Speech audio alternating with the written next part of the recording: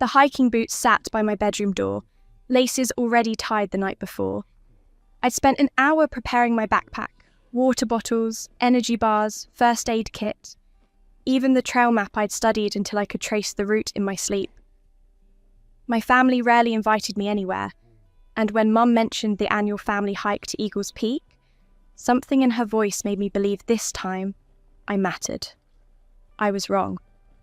The trailhead parking lot was already crowded when we arrived.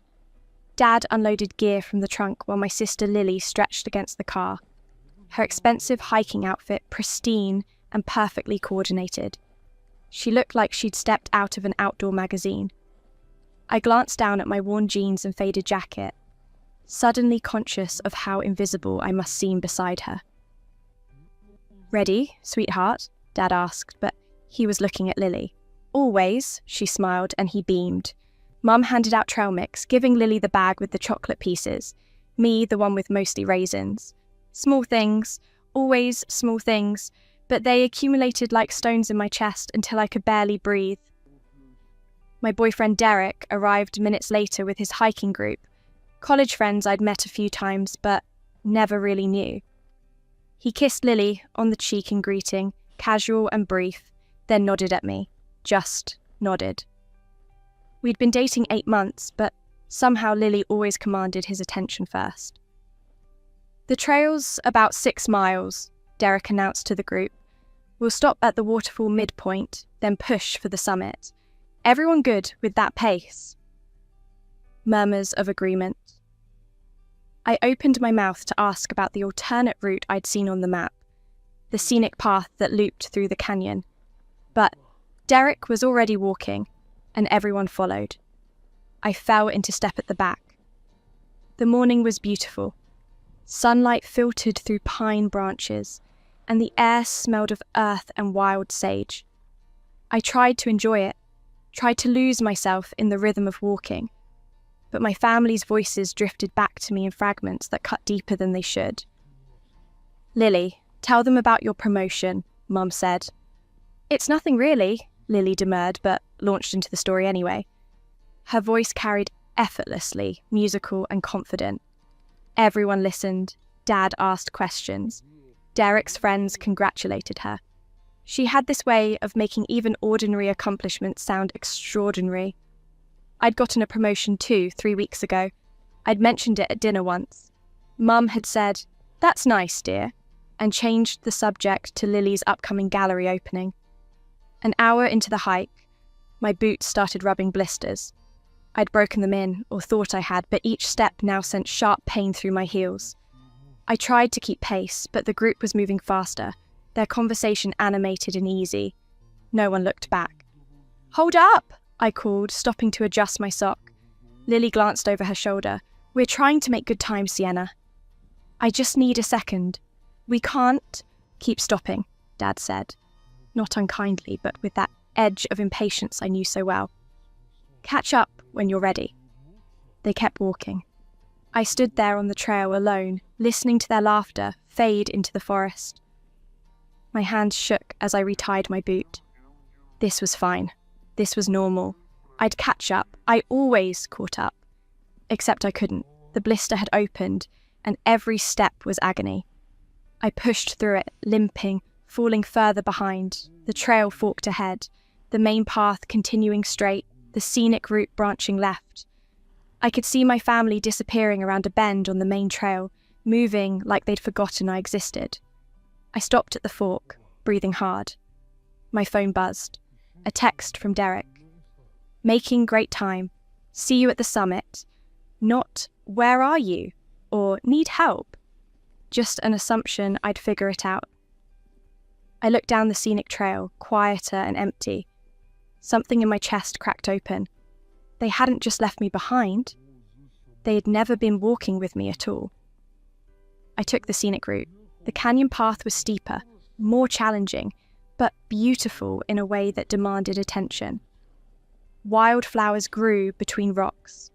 A hawk circled overhead. I walked slowly, favouring my good foot, and let myself feel everything I'd been pushing down. The loneliness, the invisibility, the exhaustion of loving people who only saw me as background noise. 2 hours later, I reached a rocky outcropping that overlooked the valley. I could see the main trail in the distance, tiny figures moving toward the peak. My family, Derek, all of them together, complete without me. I sat down on the rocks and cried. Not loud, wrenching sobs, but quiet tears that slid down my face and dripped onto the stone. I cried for every birthday where Lily's gifts were thoughtful and mine were afterthoughts. For every conversation where my words disappeared into silence. For every time Derek looked at me like I was convenient, not chosen. I cried until I had nothing left. The sun was setting when I finally stood. My phone had died hours ago. The trail back down was darker, more treacherous. I took it carefully, each step deliberate. By the time I reached the parking lot, it was full night. Our car was gone. They'd left without me. I stood under the flickering parking lot light, staring at the empty space where our vehicle had been, and something inside me went very still. Not angry, not hurt anymore, just quiet. A park ranger found me 20 minutes later and drove me to the ranger station. I called Mum from their office phone. "Sienna, where are you? We've been worried sick." "I took the scenic trail," I said. My voice sounded strange to me, flat and distant. "I'm at the ranger station." "The scenic trail? Why would you—" "We waited at the summit for 20 minutes. 20 minutes. They'd waited 20 minutes before deciding I wasn't worth the concern. "I'll get a cab home," I said. "Are you sure? We're already halfway back and—" "I'm sure." I hung up while she was still talking. The cab ride home took 90 minutes. I watched the dark highway roll past and felt like I was watching my life from outside my body. Everything seemed distant and unreal. The driver tried to make conversation, but I couldn't find words. At home, I walked past the living room where my family had gathered, animated and laughing about the hike. They'd already transformed it into a story where I was barely a footnote, if that. "Sienna," Lily called. "You scared us. Why didn't you keep up?" I paused in the doorway. She looked genuinely confused, like my absence had been a minor inconvenience rather than abandonment. "I don't know," I said. "Why didn't you wait?" The question hung in the air. No one answered. I went to my room, closed the door, and sat on my bed. The hiking boots sat by the wall, mud-stained and worn. I took them off slowly, methodically, and placed them in the trash. I didn't sleep that night. By morning, something had shifted. Or maybe it had broken. I couldn't tell the difference anymore. I went to work, came home, existed. Derek texted asking if I wanted to grab dinner. I said I was tired. He didn't push. Lily invited me to her gallery opening. I said I had other plans. She didn't ask what they were. Days passed. Weeks. I moved through my life like a ghost and no one seemed to notice. The apartment I'd been saving for suddenly felt urgent. I signed the lease 2 weeks later, a small studio across town. Mum protested weakly when I told her I was moving out, but the relief in her eyes was unmistakable. One less complication in a house that revolved around Lily's needs and schedule. I packed my things in silence. Lily helped for an hour before her phone rang, some emergency with her gallery, and she disappeared. Dad loaded boxes into my car without really looking at me, his mind already elsewhere. Mum kept asking if I was sure, if I'd really thought this through, but she never asked me to stay. The studio was small and bare, but it was mine. I arranged my books on the shelf, hung my photos on the wall, and sat on the floor in the middle of the empty room, feeling something like peace. 3 months after the hike, I was driving home from work when a truck ran a red light. I saw it coming. I had time to think, this is it. Time to feel strangely calm about it. Time to think about hiking boots in the trash and phone calls no one returned, and a life spent chasing people who never looked back. The impact was instant and final. There was no tunnel of light, no life flashing before my eyes, just sudden, complete darkness, and then nothing. And then everything. I woke up screaming. My hands clutched at sheets, at air, at anything solid. My heart slammed against my ribs. I was alive, breathing, whole. The room spun, then settled. My room, my childhood bedroom with the faded wallpaper and the desk by the window. I lurched to the window. Outside, my mother's garden looked different, smaller, less established. The oak tree in the yard was thinner than I remembered. My phone sat on the nightstand. I grabbed it with shaking hands. The date glowed up at me, 3 years earlier, 6 months before the hike. I stared at it until the screen went dark, then stared at my reflection in the black glass. I was 23 again, young, unburdened by the weight of 3 more years of disappointment. But I remembered everything.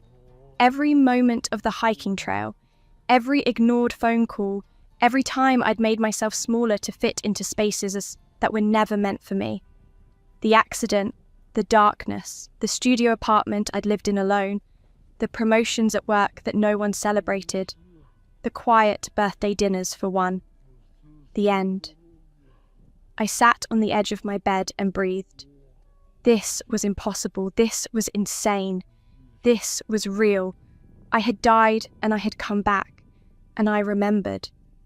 The knowledge settled over me like a second skin, not a burden, but armor. I knew how the story ended. I knew what happened when I kept trying, kept hoping, kept believing that eventually they would see me. They never did. This time, I wouldn't wait for them to look. I spent the first week simply observing, watching my family move through their routines, seeing with clear eyes what I'd been too desperate to acknowledge before. The way Dad's face lit up when Lily entered a room. The way Mum's voice softened when speaking to her, stayed neutral and distracted when speaking to me. The way dinner conversations flowed around Lily's interests and skimmed past mine. I wasn't imagining it. I never had been. The first test came that evening at dinner. Mum had made pot roast, Lily's favourite. I used to pretend to love it too, used to pile my plate high and smile through every bite, even though I hated the way the meat fell apart in thick, greasy chunks. Tonight, I took a small portion of vegetables and nothing else. "Not hungry, Sienna?" Mum asked, but she was already turning to Lily. "Tell your father about the art commission." Lily launched into the story. I ate my vegetables slowly, tasting each bite, and felt a strange calm. I wasn't angry, I wasn't hurt. I was simply done. After dinner, Dad retreated to his study. Mum and Lily cleared the table, their voices a familiar harmony of shared jokes and easy affection. I went to my room and started making lists, things I wanted to do, places I wanted to see, goals that were mine, not echoes of what I thought I should want. I wrote until my hand cramped, filling pages with dreams I'd buried under the weight of trying to earn love that should have been freely given. 3 days later, Lily asked me to help her move furniture for a photo shoot. In my first life, I'd said yes immediately. I'd spent 6 hours hauling chairs and adjusting lighting, while she directed me like a personal assistant. Derek had shown up halfway through and helped for 15 minutes before he and Lily went to grab coffee, leaving me to finish alone. "I can't," I said now. I have plans." Lily blinked. "Plans? What plans?" "Personal plans." "Sienna, I really need help with this. It's for a really important client." "I'm sure you'll figure it out." I walked away while she was still processing my refusal. It felt like stepping off a cliff, terrifying and liberating in equal measure. She didn't ask again. Derek was easier. We'd been dating 4 months when he first started showing more interest in Lily than me. In my first life, I'd ignored it, made excuses, convinced myself I was imagining things. I'd watched their friendship deepen while our relationship stayed surface level, and I told myself it was fine, normal, nothing to worry about. This time, when he texted asking if I wanted to meet his friends, I said no. When he called confused, I was clear. I don't think this is working. What? Why? Did I do something? No, I said, and meant it. He hadn't done anything yet, but I'd already lived through what came next. The casual touches that lasted too long, the inside jokes I wasn't part of, the way he looked at her when he thought no one was watching. We just want different things. Sienna, come on, let's talk about this. There's nothing to talk about. Take care, Derek. I hung up and blocked his number before he could call back.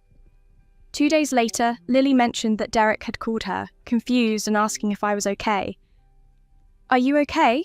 Lily asked, something almost like concern in her voice. I'm fine, I said. Just making better choices. She looked at me like I was speaking a foreign language. Good. The weeks unfolded with a strange sense of déjà vu. I knew what was coming. The small cruelties, the casual dismissals, the moments where I'd be expected to shrink so Lily could shine. But now I could sidestep them, could choose different responses, could simply not participate in my own diminishment. When Mum asked me to skip my work presentation to help with Lily's gallery setup, I said no. When Dad forgot my birthday, again, I didn't cry in my room. I took myself out for dinner at the nicest restaurant in town and ordered everything I wanted. I sat alone at a table by the window and felt more present, more seen than I ever had surrounded by family who looked through me. I joined a photography class at the community centre. The instructor was a woman in her 60s with kind eyes and a way of seeing beauty in unexpected places. She taught me to look for light, for composition, for the stories hidden in ordinary moments as us. You have a good eye, she told me after my third class. You notice things other people miss. I'd spent my whole life being the thing other people missed. It felt revolutionary to be the one doing the noticing. I started hiking alone, taking trails I'd never explored, learning to trust my own pace. The first time I went, I was terrified. The woods felt too quiet, too empty. But I pushed through the fear and found something else on the other side, a sense of capability, of self-reliance, of strength I hadn't known I possessed. I hiked every weekend after that, short trails at first, then longer ones. I learned to read topographic maps, to pack efficiently, to trust my instincts about weather and trail conditions. I bought proper boots and broke them in gradually, methodically, on small hikes before attempting anything challenging. Each trail taught me something. Each summit I reached alone proved something I doubted about myself. I made new friends, people who asked about my day and listened to the answer. Jamie from photography class, who invited me to gallery openings, blangistes, and actually wanted my opinion on the art. Alex from the hiking group I joined, who had the same dark humour and appreciated long, comfortable silences on the trail. Rachel from work, who'd been trying to befriend me for months, but I'd always been too busy chasing after my family's attention to notice. These people chose me, not because we shared blood or history, but because they actually liked who I was. I stopped shrinking, and as I expanded, my family's confusion grew. You seem different, Mum said one evening, her tone caught between concern and accusation. I am different, I said. Is everything all right? You're not acting like yourself. Maybe I'm finally acting like myself. She didn't know what to say to that. She went back to sorting through paint swatches for Lily's studio renovation, and I went back to editing photos on my laptop. We sat in the same room, miles apart, and I felt nothing but acceptance. Lily tried harder to involve me in her life, but in ways that still centred her needs. Invitations to be her assistant at events, requests for favours, questions about whether her outfit looked good. Never asking about my photography, my hikes, my life. She wanted an audience, not a sister. I started saying no more often than yes. The months crawled toward the date I remembered. The date of the hike. Mum brought it up at dinner 6 weeks before. So, The annual family hike is coming up. Eagles Peak again this year. Lily, you'll bring your new camera? Absolutely, Lily said. The sunrise shots last year were incredible. Mum turned to me, almost as an afterthought. Sienna, you'll join us. In my first life, this was the moment I'd felt seen. The moment I believed things were changing. I'd prepared for that hike like it was a test I could finally pass. No, I said simply. The table went silent. No, Mum repeated. I have other plans. What other plans? I'm going on my own trip. I booked a cabin in the mountains. Solo hiking retreat. Lily laughed. Since when do you hike alone? Since now, Dad frowned. Sienna, this is a family tradition. Then you'll have a wonderful time as a family, I said. My voice was steady, calm. I wasn't angry, I wasn't hurt, I simply didn't need their validation anymore. I don't understand this attitude, Mum said, her voice sharpening. We're trying to include you. Are you? I met her eyes. Or are you going through motions? The silence stretched. No one had an answer. Because it feels like I'm an obligation, I continued, my voice quiet but clear. Something you check off a list. And I'm tired of being a checkbox. Sienna, that's not fair, Lily started. Isn't it? When was the last time any of you asked about my life, my work, what I care about? More silence. I got promoted, I said. 6 weeks ago. Did anyone know that? Their faces told me everything. I've been taking photography classes. I've hiked 12 different trails in the past 3 months. I made a new friend who's teaching me rock climbing. I set down my fork. None of you know any of this because none of you have asked. You never mentioned, Mom began. I did. You just weren't listening. I excused myself and went to my room. Behind me, I heard low voices. Mom and Dad talking, Lily's higher pitch cutting through. They were talking about me, probably trying to understand what had shifted, where this new version of me had come from. They didn't realise I'd been here all along. They just hadn't bothered to look. The weekend of the hike, I drove 4 hours north to a cabin I'd rented sight unseen. It was small and rustic, perched on a hillside with a view of endless forest. No Wi-Fi, no cell service, just quiet and space and time. I spent 3 days hiking trails I chose myself, reading books I'd been meaning to read, and sitting on the porch watching stars emerge in the enormous sky. I photographed sunrise from a mountain peak, the light spilling across valleys like liquid gold. I cooked simple meals and ate them slowly, savouring each bite. I sat by a creek and listened to water over stones until my thoughts quieted completely. I didn't check my phone. I didn't wonder what they were doing. I didn't miss them. For the first time in my life, I felt complete without needing anyone else to make me whole. When I returned, there were texts waiting. Mum, the hike was lovely. Wish you'd been there. Lily, got some great photos. Family's not the same without you. Derek, heard you weren't at the hike. We should catch up. I deleted them all. Life continued its strange parallel track. I knew what would happen in my first timeline. Derek and Lily growing closer, eventually dating, getting engaged 6 months after my death. My family slowly forgetting I'd ever existed, their lives continuing smoothly without the complication of a daughter who didn't quite fit. But this timeline was different because I was different. I stopped waiting for them to choose me. I stopped hoping for change.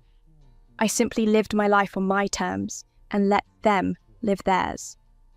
2 weeks after the hike that never happened, Lily showed up at my apartment unannounced.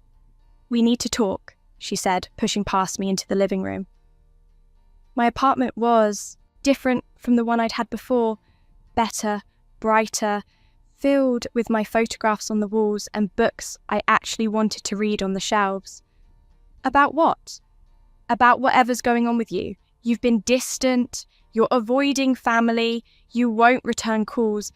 I return the calls that matter, I said. She flinched. What does that mean? It means I'm done being the person who shows up for everyone while no one shows up for me. That's not fair. We've always been there for you. Have you? I kept my voice level. Name one time you prioritized me over yourself. One time you noticed I was struggling and asked if I was okay. One time you chose me. Lily opened her mouth, closed it, opened it again. Sienna, that's not... You can't, can you? Her eyes filled with tears, but they felt performative. She was used to tears working, used to emotion giving her the upper hand. I'm not trying to hurt you, I said. I'm just done pretending. You have Mom and Dad's attention. You always have. And that's fine, but I don't need to fight for scraps anymore. We're family. Family shows up, I said quietly. Family notices. Family cares. You asked me to help move furniture 3 months ago. Do you know what I was doing that day? She shook her head. I was giving a presentation at work. The one that led to my promotion. I mentioned it at dinner the week before. You were on your phone the entire time I talked. I didn't. You did. And that's fine. I'm not asking you to care now. I'm just explaining why I've stopped expecting it. I walked to the door and opened it. Lily stood frozen for a moment, then walked out. She paused on the threshold. Derek's been asking about you. I know. He misses you.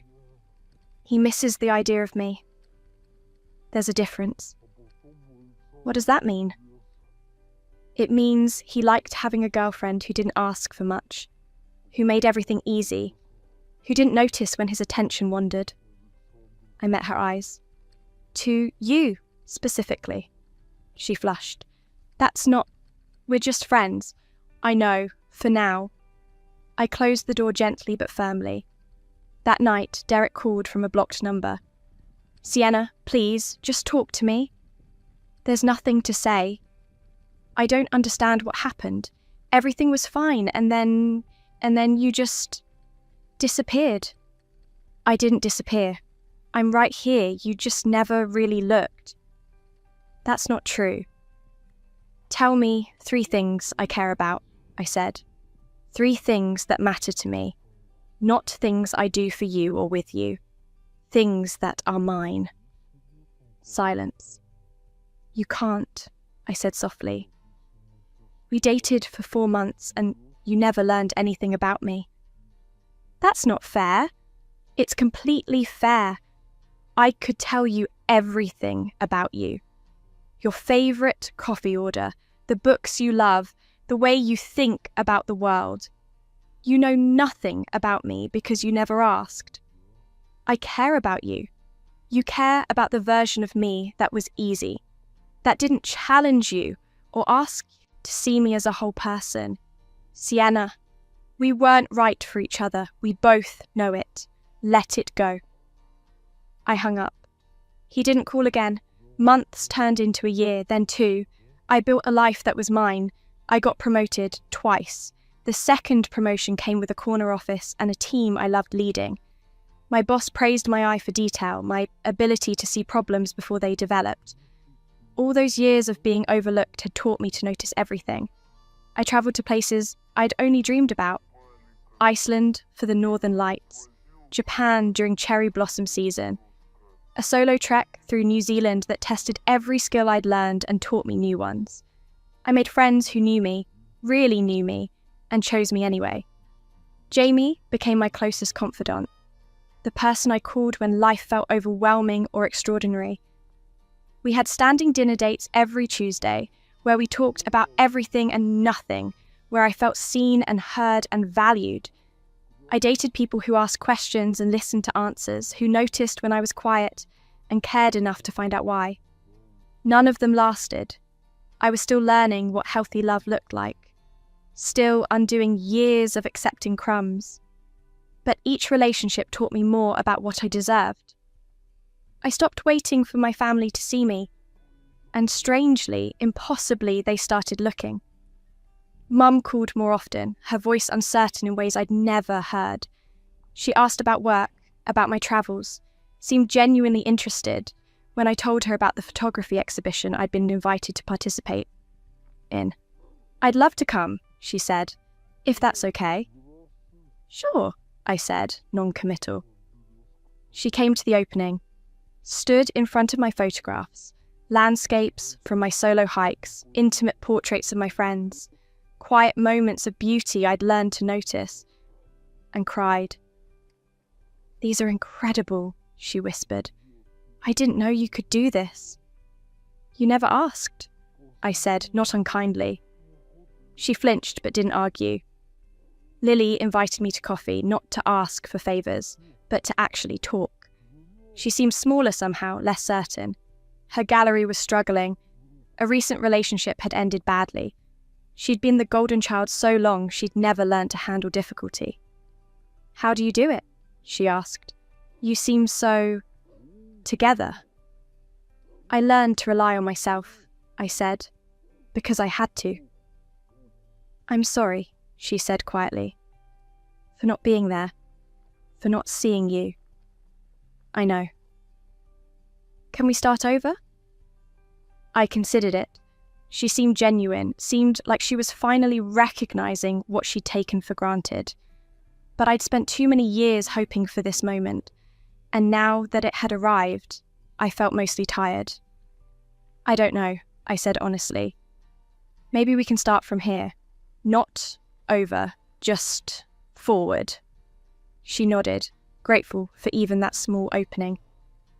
Dad asked about my work, seemed genuinely interested in the answers. He started sending me articles he thought I'd like, memes that matched my humour, small gestures, but consistent. Too late, not said with anger, but with quiet truth. The recognition I'd craved for years was finally arriving, but I no longer needed it. I'd found myself in the absence of their approval, and I liked who I'd become. 3 years after my rebirth, I stood at the same trailhead where everything had broken. Eagle's Peak rose in the distance, familiar and foreign.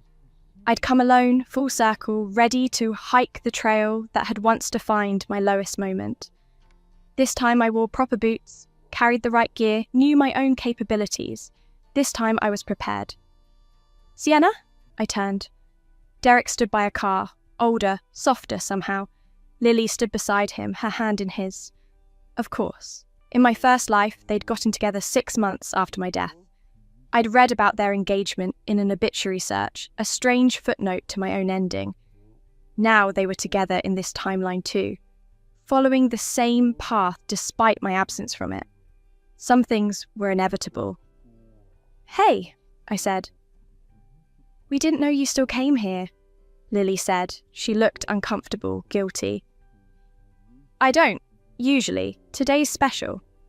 "Are you, Derek cleared his throat. "Are you hiking alone?"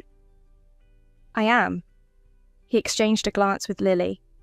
"Do you want company?" I looked at them. Really looked. They weren't villains. They were just people who'd never learned to see past themselves. And I'd spent so long trying to force them to look my way that I'd forgotten I could simply walk in a direction where I was already visible. "No," I said. "Thank you, but no." "Sienna," Lily started. "I hope you're happy," I said, and meant it. "Both of you." I turned toward the trail. "Sienna, wait," Derek called. "We've been trying to reach you to apologise." "For what?"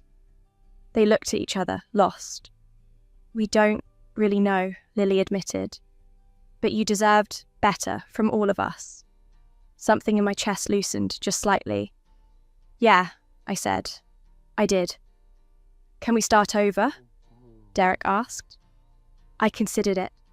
Considered all the ways I could let them back in, let them try, give them the second chance I'd been given. But I'd already lived that story. I knew how it ended. "I don't think so," I said. "I'm good where I am." Lily's eyes filled. "I miss you," I know. We all do. Mom, Dad, everyone asks about you. That's kind, I said. And it was kind. It just wasn't enough. I adjusted my backpack, checked my laces. My boots were new, broken in perfectly over dozens of practice hikes. Ready. I have to go, I said. The trail's waiting. Which trail are you taking? Derek asked. I smiled. My own. I walked away while they were still standing there, watching. I didn't look back to see if they followed. I didn't wonder if they'd, wait. I simply walked, steady and sure, into the forest. The trail wound upward, challenging and beautiful. Sunlight filtered through branches. Birds called in the distance. My footsteps fell into an easy rhythm. The pace I'd learned. From months of solo hiking, the confidence that came from knowing exactly what I could handle. At the fork, the place where everything had changed, I paused. The Maynard Trail stretched ahead, well-worn and familiar. The scenic route branched left, wilder and less travelled. I smiled and turned left. The canyon opened before me, vast and quiet. I walked it slowly, taking in every detail. Wildflowers bloomed between rocks. A stream ran parallel to the path, its voice a constant whisper. The hawk circled overhead, the same or different, impossible to know. Hours later, I reached the outcropping where I'd once sat and cried. I sat again, but I didn't cry. I looked out over the valley, over the main trail visible in the distance, over the peak where my family had once stood without me. And I felt nothing but peace. I pulled out my camera and photographed the view. The late afternoon light was perfect, golden and warm. I'd learned to see beauty everywhere, even in the places that had once held only pain. The sun began to set, painting the sky in shades of gold and pink and violet. I stayed until the last light faded, until stars emerged in the darkening blue. Then I stood, shouldered my pack, and started down. The trail back was dark but familiar. I knew every step. I'd walked it before, and I'd walk it again. But this time, I was walking towards something, not away. This time, I was whole. At the trailhead, my car waited. I loaded my gear, started the engine, and pulled onto the highway. The road stretched ahead, illuminated by headlights, leading somewhere I'd never been. I drove, and I didn't look back. Behind me, somewhere in the darkness, my old life faded into memory. My family, my sister, the boy who'd never really seen me, all of them receding like landmarks on a road I'd already travelled. I thought about the accident that had ended everything and somehow given me everything back. I thought about the impossible gift of war, knowing how the story ended before living it. And I thought about the choice I'd made. Not revenge, not bitterness, just a different path. My phone buzzed in the cup holder. A text from Mum. "We missed you today. Please come home." I glanced at it, then back at the road. Home wasn't a place I returned to.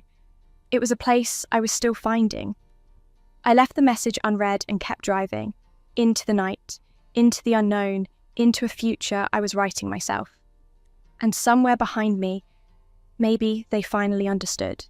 Maybe they stood in empty rooms and felt my absence like I'd once felt theirs. Maybe they waited by phones that never rang. Maybe they looked for me in crowds and realised I was no longer searching for them. Maybe they regretted it, but I was already gone, and I wasn't coming back. Not because I hated them, but because I'd finally learned to love myself more. The highway stretched ahead, endless and open. I smiled and pressed the accelerator. Ahead of me, city lights began to glow on the horizon. My apartment waited there, with its walls covered in my photographs and shelves full of my books. Jamie would be expecting my call tomorrow about our Tuesday dinner. My climbing lesson was scheduled for Saturday. My next photography exhibition was 2 months away. A life I'd built, a life I'd chosen, a life that was completely, entirely mine. The road welcomed me forward, and I drove toward everything I'd never let myself want. Free.